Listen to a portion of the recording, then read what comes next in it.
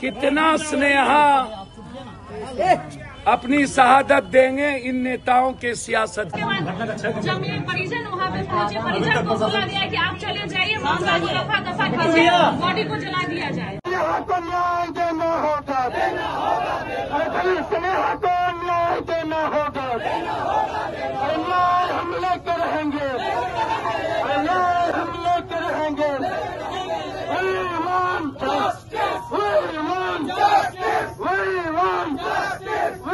मेरी बात आप लोग हल्ला मत कीजिए, अभी हल्ला मत कीजिए। देखिए, आप लोग के घर में जब आग लगता है तब आपको चिंता होती है। हम 80 से इस तरह की परिस्थितियों को देख रहे हैं और झेल रहे हैं। परसों भी एक बच्ची के बलात्कार की घटना में हम हाजीपुर गए थे। हर दिन इस प्रदेश में एक जिले में एक दिन में लगभग अपराधी माफियाओं के द्वारा 1 जुलाई से 15 जुलाई के अंदर 22-23 मर्डर होता। पटना में एक दिन में 9 से 11 मर्डर होता। हम कितना गाली से प्रशासन को दें? क्या इसके लिए समाज दोषी नहीं है? आपको कहा इसकी एसआईटी जांच करा लीजिए और वर्तमान थाना प्रभारी और डीएसपी इसमें इन्वॉल्व न हो। किसी दूसरे जगह के डीएसपी की एक कमेटी बना लीजिए और इसकी एसआईटी जांच कर लीजिए। दूध का दूध पानी का पानी हो जाएगा किसमें इन्वॉल्व है या नहीं है। भागलपुर में इसका हुआ है पोस्टमार्टम। तो बेटी कहीं सुरक्षित है क्या? और कोचिंग और प्राइवेट स्कूल में बेटी सुरक्षित नहीं, ये आप जान लीजिए। ना सीसीटीवी फुटेज, पटना के जितना हॉस्टल है कहीं भी बच्ची को सही खाना तक नहीं दिया जाता, जितना हॉस्टल है। और मैं बताऊं, पटना के लगभग हॉस्टल से एक बार नहीं कई बार बच्चियों को बड़ी 2 करोड़ 4 करोड़ की गाड़ी से बाहर भेजे जाते। शेल्टर हाउस की लड़ाई अकेला हम लड़े, अकेला। अभी विकलांग बच्चियों के साथ लगातार शोषण हुआ। किसको मतलब है? किसको मतलब है? नेताओं को परोसा जाता है। इस शहर में बड़े बड़े पदाधिकारी को के पास भेजा जाता है। इस शहर में बड़े बड़े बिजनेसमैन यहाँ भेजा जाता है हिम्मत बोलने की किसी को? एक बार नहीं, एक बार हम आंदोलन की हॉस्टल बंद करो। हमको लड़कियों ने चीट भेज दिया कि पप्पू भैया प्लीज मैं पैर पकड़ता हूँ आपका, आप इस लड़ाई को बंद कर दीजिए, नहीं तो हम लोग का माँ बाप को लेके चला जाएगा, पढ़ नहीं पाए। सर इतना चिट्ठी भेजा हमको छोड़ देना पड़ा लड़ाई लड़कियों के कारण कि हमारी बच्ची खुद कर रही है लड़ाई, आप बंद कर दीजिए। चलिए आप मेरे साथ, मैं आपको दिखाता हूँ बोर्डिंग रोड में रात के 2 बजे बड़ी बड़ी गाड़ियां लगा रहता है और आप लोग अपनी बेटी को छोड़ देते हैं अकेले पटना दिल्ली में हॉस्टल के भरोसे। सारा हॉस्टल माफियाओं का है। बच्ची को सिर्फ मां की आंखें बचा सकती है, पिता नहीं, भाई नहीं। भाई तो मस्त रहता है, पिता को कई काम है। मां की आंखें ही बच्ची को समझ सकती है। बच्ची को कोई सेव कर सकता है तो सिर्फ मां। कितना स्नेहा अपनी शहादत देंगे इन नेताओं के सियासत के लिए। कितनी बच्ची का बलात्कार होता रहेगा और वो पैसे की माफियाओं का थाना और डीएसपी का शिकार होते रहेंगे।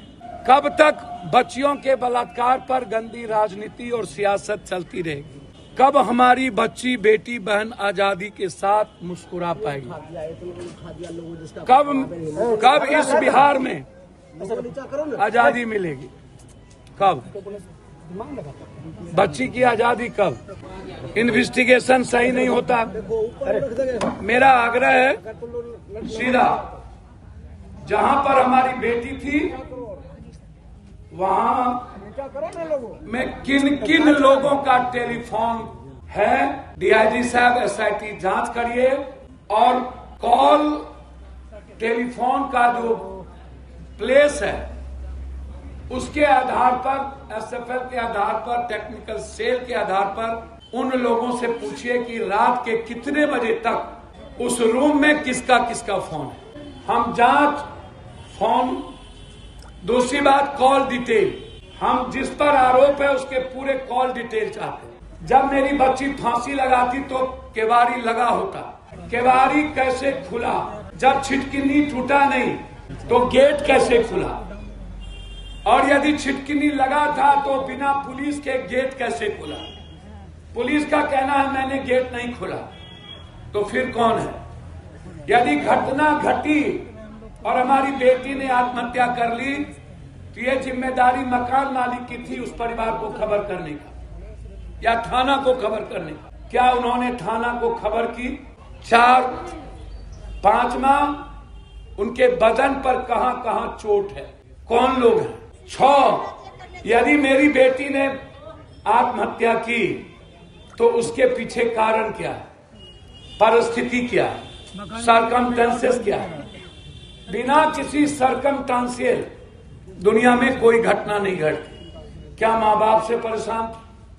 क्या अन्य लोगों से परेशान थे? उसके बाद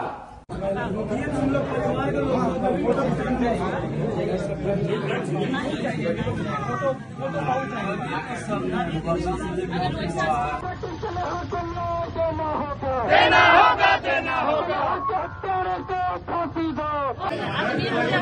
बिछावन तंदुरुस्त है कहीं